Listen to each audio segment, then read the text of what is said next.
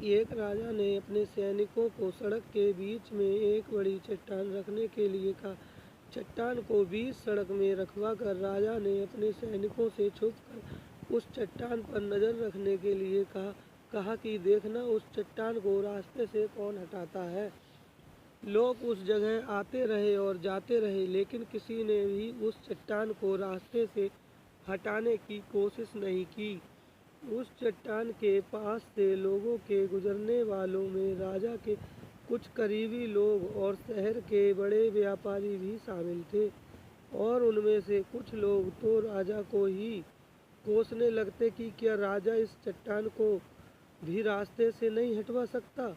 लेकिन किसी ने भी उस चट्टान को रास्ते से हटाने का प्रयास नहीं किया। ऐसा काफ़ी दिनों तक चलता रहा। एक दिन एक किसान अपनी सब्जियों के साथ उधर से गुजर रहा था।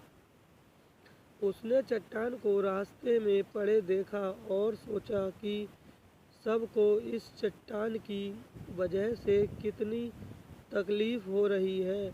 उसने अपनी मजबूत लाठी से उस चट्टान को एक तरफ धकेलने की कोशिश शुरू कर दी। काफ़ी कोशिश के बाद वह उसे सड़क से हटाने में कामयाब हो गया। चट्टान रास्ते से हटने के बाद अपनी सब्जियों को उठाकर जाने ही वाला था कि अचानक उसकी नज़र एक पोटली पर गई, जो ठीक उसी जगह पड़ी थी जहाँ से उसने वह चट्टान हटाए थे। उसने उस पोटली को खोलकर देखा तो उसमें सोने के कई सिक्के थे और उन सिक्कों के साथ राजा का एक संदेश भी था।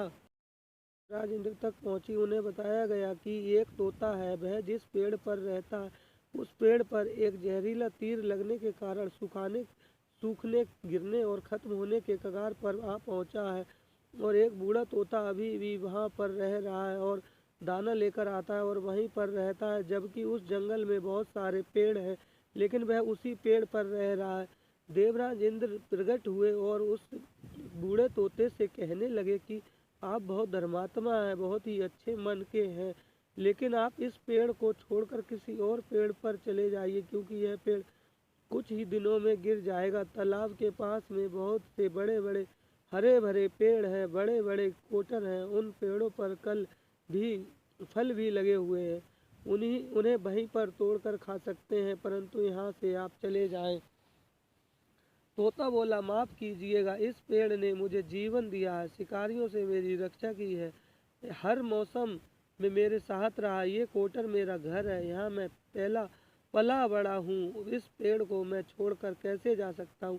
इस पेड़ पर संकट आया तो मैं क्या इसे छोड़ चला जाऊँ? मैं ऐसा कभी नहीं कर सकता। देवराज इंद्र तोते के इस बात से बहुत ही प्रसन्न हुए। उन्होंने तोते से कहा, मैं आपके इस बात से बहुत ही खुश हूँ, मांगो जो आपको मांगना हो। उस बूढ़े तोते ने कहा, मुझे बस इतना मांगना है कि जिस पेड़ ने मुझे जन्म दिया है, जहाँ मैं रहा हूँ, पला बड़ा, जिसे आप मेरा जन्मभूमि कह सकते हो, आप इसे फिर से वैसा ही हरा भरा कर दो जैसा यह था। तो देवराज इंद्र ने अमृत से उस पेड़ को सींच दिया और पहले ही की तरह हरा भरा कर दिया। अब वापस से उस पेड़ पर आकर के बाकी के तोते रहने लगे। वह बूढ़ा तोता कुछ समय तक और जिंदा रहा, फिर उसकी मृत्यु हो गई और वह स्वर्ग में चला गया।